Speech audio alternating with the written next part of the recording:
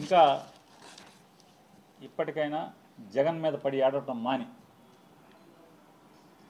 కూటమి ప్రభుత్వం కానీ లేదా ప్రభుత్వాన్ని మోస్తున్న మీడియా కానీ జగన్మోహన్ రెడ్డి గారి మీద పడి ఆడటం మాని జనం కోసం మీ మీద ఎన్నో ఆశలతో ఎన్నో అభూత కల్పనలు అరిచేతిలో వైకుంఠం చూపించారు ప్రజలకి. ప్రజల గురించి పట్టించుకోండి, వాళ్ళ కష్టం వస్తే వెళ్ళి చూడండి. ఇంకా ఇప్పటికి సంవత్సరం 16 మాసాలు అయిపోయింది. ఇప్పటికి 16 మాసాలు అయినా కూడా ఇంకా జగన్ మీద పడి ఆడవటం, ప్రజలకు ఏం కావాలో చూసి ఆడవమని చెప్పని హితవు పలుకుతూ నిన్న అసెంబ్లీలో జగన్మోహన్ రెడ్డి గారు ప్రతిపక్ష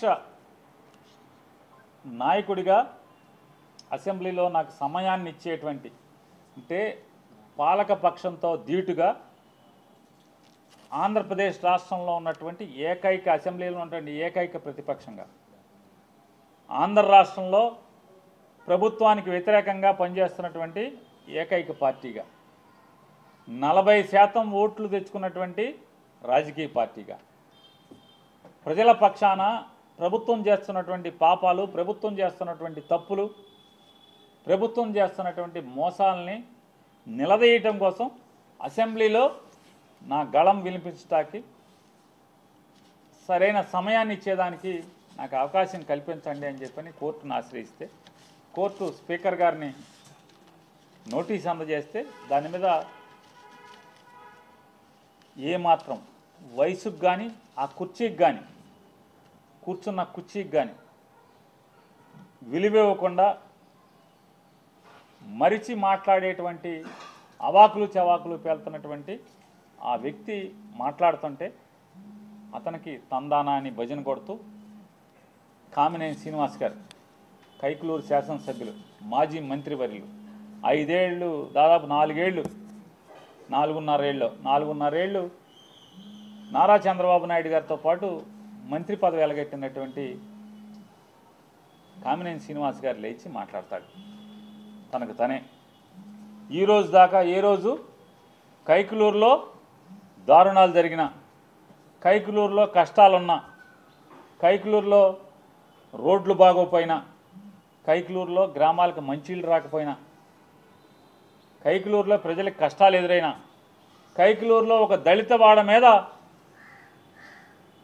జనసేన పార్టీకి సంబంధించిన వాళ్ళందరూ కూడా కిరాతకంగా పైశాచికంగా కత్తులతో దాడి చేసి హత్యాయత్నం చేస్తే దాని మీద ఏ రోజు కూడా మాట్లాడ్డాయన.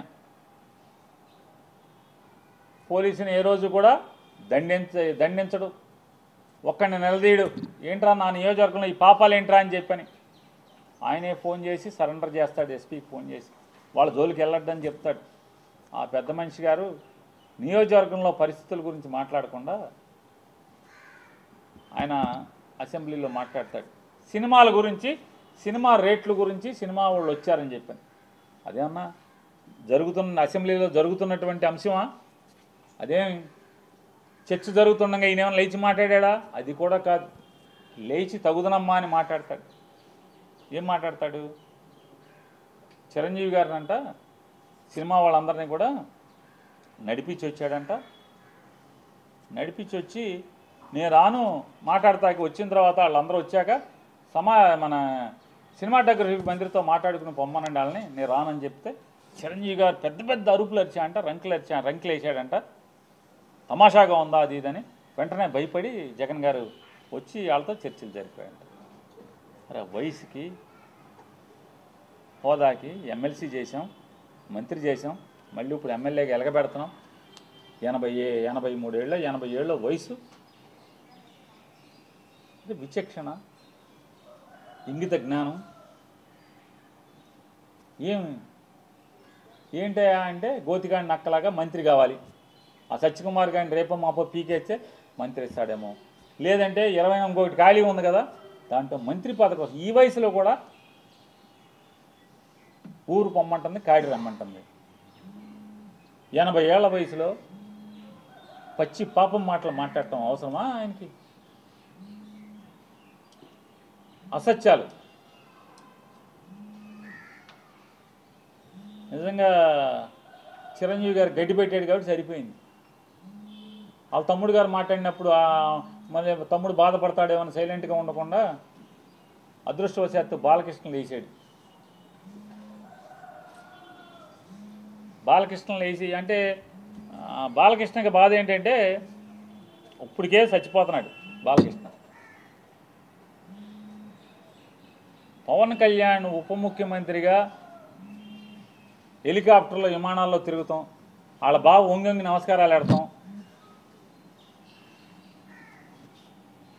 ముఖ్యమంత్రితో సమానంగా జామర్లు ఉన్న కారు, ముందొక 3 పోలీస్ కార్లు, వెనక ఒక 10 పోలీస్ కార్లు. అసలు మామూలుగా పవన్ కళ్యాణ్ కారు దిగంగానే వాళ్ళ బావ కన్నా ఎక్కువగా ఓ 25 మంది పోలీసులు చుట్టూ సఫారీలు వేసుకుని తుపాకులు ఇచ్చుకుని ఓ 25 మంది పోలీసులు. కొత్తలాడిపోతున్నట్టున్నాడు మనోడు. మామూలుగా ఉడుకుతున్న అన్నానికి అడుగుని చెగలేపితే మామూలు పొంగు వచ్చినట్టుగా లోపల మ్యాన్షన్ హౌస్ ఫుల్లుగా. అసలు రాను రాను ఏమైపోతుందంటే ఇట్లాంటి వాళ్ళ మూలంగా ఆర్టీసీలో కండక్టర్కి డ్రైవర్కి డ్యూటీ ఎక్కేప్పుడు బ్యాందీ సారా తాగేప్పుడు పెడతారు. గొట్టం ఏంటంటే నోట్లో గొట్టం పెడతారు, బ్రీత్ అనలైజర్. ఆ బ్రీత్ అనలైజర్లో అసెంబ్లీ గేట్ కాడ కూడా తలుపు కాడ కూడా పెట్టాల్సిన పరిస్థితి వచ్చేసింది. రాబోయారు ఇక మామూలుగా ఇట్లాంటి వాళ్ళు ఉంటే ఇక అంతే కదా, ఏమవుద్ది. అసెంబ్లీ తలుపు కాడ లోపల తలుపు తీస్తారు మామూలుగా హాల్లోకి లోపలికి వెళ్ళి అక్కడ బ్రీత్ అనలైజర్ పెట్టి ఎమ్మెల్యేలను కూడా లోపలికి పంపించాల్సిన పరిస్థితి వచ్చేసింది కదా. తప్ప తాగి కళ్ళు నెత్తికెక్కి మాట్లాడతాడు, సైకో అంటాడు. ఎవడు సైకో? బాలకృష్ణ అనేవాడు సైకో. ఎందుకు సైకో? పవన్ కళ్యాణ్ హోదాని ఆ వెలుగుని చూసి ఏడవలేక సైకో. నువ్వు సైకో. ఎవడికి సైకో? మాకేం సైకో? ఏం చేశాడు సైకో? సిగ్గు లేకుండా నేను కలవలేదని చెప్తావా? రోజు పురాణాలు నోట్లో ఒల్లివేయటం కాదు, బట్టి పట్టం కాదు, వేద మంత్రాలు బట్టి పట్టం కాదు, దేవుడి పద్యాలు బట్టి పట్టం కాదు. నాలుక మీద పురాణాలు, ఉపనిషత్తులు, వేదాల్లో ఉన్న వాక్యాలు అవి బట్టి పట్టినంత మాత్రాన ఇట్టాగుంటుంది. బట్టి పడితే జీవితం, బట్టి పట్టిన బతుకులు ఇట్టాగా ఉంటాయి. పేరుకేమో బయట మామూలుగా మైకూర్చుకుంటేనేమో వేదాలు, ఉపనిషత్తులు అవి మాట్లాడటం అయ్యి అని చెప్పని మనిషిని మందేస్తే ఇది మన తంతు.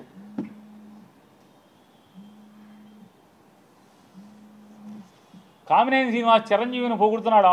ఆకాశానికి చెబుతున్నాడు చిరంజీవిని. చిరంజీవి ముఖ్యమంత్రిని రంకెలేస్తే జగన్ బయటికి పరిగెత్తుకొచ్చాడు అని ఆకాశాన్ని లేపితే ఈయన ఉండబట్టలేకపోయాడు. లేచిపోయి వెంటనే కామినేని శ్రీనివాస్ గారు సైకో అప్పుడు వచ్చారు కదా సినిమా వాళ్ళు అది ఇదని. సాక్షాత్తు బాలకృష్ణ నాతో ఫోన్లో మాట్లాడాడు, నాతో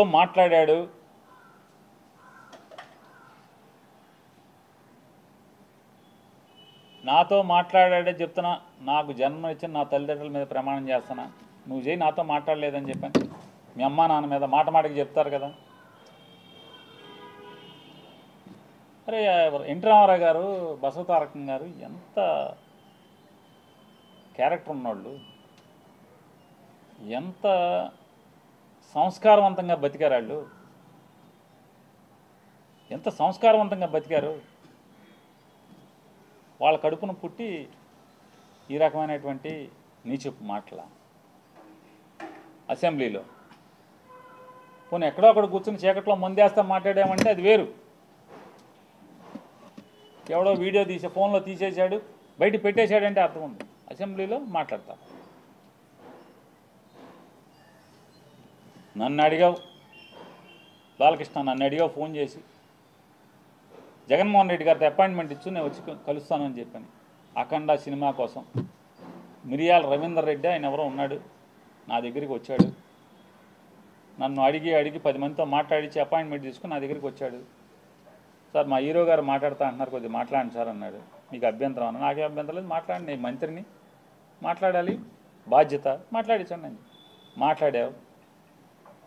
జగన్మోహన్ రెడ్డి గారు ఎట్టా ప్రవర్తించాడు? నేను వెళ్ళి అడిగితే, సార్ బాలకృష్ణ ఫోన్ చేశాడు సార్, వస్తాడంటే మిమ్మల్ని కలుస్తా అంటే కొద్దిగా అపాయింట్మెంట్ ఇవ్వండి అని అడిగాను. ఏ బాలకృష్ణ? చంద్రబాబు నాయుడు బామ్మర్ది. అవునండి, ఆయన బామ్మర్ది. మన దగ్గరికి ఎందుకు, ఏం పని ఏంటి అంటాను. అఖండ సినిమాకి లీనియంట్గా ఉండాలంట. వాళ్ళు బ్లాక్లో అమ్ముకుంటారు టికెట్లు, ఎక్కువ షోలు వేసుకుంటారు, బాగా సినిమాకి ఎక్కువ ఖర్చు అయిందంట. మామూలుగా బడ్జెట్ 45 కోట్లు ఎంతో అనుకుంటే అది ఆ డైరెక్టర్ వల్ల అంటే ఎక్కువగా అమ్మారని చెప్పని రేట్లు ఎక్కువగా అమ్మారంట. ఎక్కువగా అమ్మటం వల్ల దాన్ని 70 కోట్లకు తీశారంట. కాబట్టి అమ్మపోతే సినిమా బాగా తీసాం, బాగా వచ్చింది, మంచి సినిమా తీశాను, కాబట్టి చూడండి పొమ్మని అడుగుతున్నాడండి. సరే ఏదో మాట్లాడేది సరే, వాళ్ళకి ఏమైనా సాయం కావాలంటే చేసి పెట్టని చెప్పి. అంత హుందాగా ప్రవర్తించినటువంటి జగన్మోహన్ రెడ్డి గారి గురించి మాట్లాడే భాష. వాళ్ళ తండ్రి గారు ఏం చేశాడు మీకు సాయం తెలీదా? యావజ్జీవ కారాగారం అనుభవించాల్సినోడు కదా. జీవితంలో మర్చిపోతాడు ఎవడన్నా? మనిషి జన్మెత్తినోడు చిన్న సాయం చేస్తే ఎవరు కూడా మర్చిపోరు. అట్లాంటిది ఏమవ్వాలి? ఏం చేశారు? కొడుకు సాయం చేశాడే తెలీదా? చేశాడు కదా. అడగంగానే మీరు రాబాబా మేము జగన్ దగ్గరికి రామని చెప్పు, తప్పే ఉంది, రాజకీయంగా వాడుకో, మేము ఎప్పుడు జగన్ కలవలేదని చెప్పు, తప్పే ఉంది, నిజమే కదా. జగన్మోహన్ రెడ్డి గారిని ఎప్పుడు కలవలేదు, ఓకే, అంతేగాని నేను రానన్నాను, ఎవడు రానన్నది? ఎవడు? హాస్పిటల్ బిల్లు కోసం డాక్టర్ హరికృష్ణ, ఎవరైతే ఆరోగ్యశ్రీ చూసేవాడు హరికృష్ణతో మాట్లాడలేదు? మా బావ ఉండగానే బిల్లులు ఆగిపోయినాయి, మాకు బిల్లులు ఇప్పించండి అని అడగలేదా? బిల్లులు ఇవ్వలేదా జగన్ గారు? ఏం సైకో మీ బసవతారకం హాస్పిటల్ని ఎప్పుడన్నా ఇబ్బంది పెట్టాడా? మీరు అమరావతిలో జగన్మోహన్ రెడ్డి గారికి ముందు అంటే మీ బావ గవర్నమెంట్లో బసవతారకం హాస్పిటల్, క్యాన్సర్ హాస్పిటల్కి మీరు స్థలం తీసుకుని జగన్ వచ్చాడని చెప్పి కట్టకుండా మీరు హాస్పిటల్ ఆపేసి ఇప్పుడు కొత్తగా శంకుస్థాపన చేస్తారు మీరు. అంటే ఎవడు సైకో? నువ్వా సైకో, జగన్మోహన్ రెడ్డి గారు సైకో? సైకో బుద్ధులు, సైకో ఆలోచనలు ఎవరై? తప్పు కదా, ఇట్లా మాట్లాడచ్చా అని అడుగుతున్నాను. ఇప్పుడు మీకు చిరంజీవి గారు అంటే పడదు, ఈర్ష్య ఉంది. పవన్ కళ్యాణ్ అంటే ఈర్ష్య ద్వేషాలు ఉన్నాయి. పట్టుకో అలా కూములు చచ్చిపోతున్నారు ఇంకో లోపల. అది మీ బావకే చెప్పుకోవాలి. బావా మనం సపరేట్గా తోసేద్దాం బావ, వీళ్ళని అనవసరం బావా, మనం 124 అలా 21 ఎంతో కదా, మన పనిలో మనం ఉందాం బావానా అని మీ బావకు చెప్పుకోవాలి. ఊరోళ్ళ మీద జగన్ మీద పడి ఆడవటం ఎందుకు?